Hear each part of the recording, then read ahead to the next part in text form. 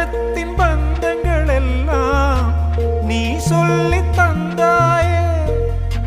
பிறப்புக்கும் இறப்புக்கும் இடையில் வழி நடத்தி சென்றாயே. உனக்கே ஓர் தொட்டில் கட்டி நானே தாயாய் மாறிட வேண்டும். ஆராரிராரோ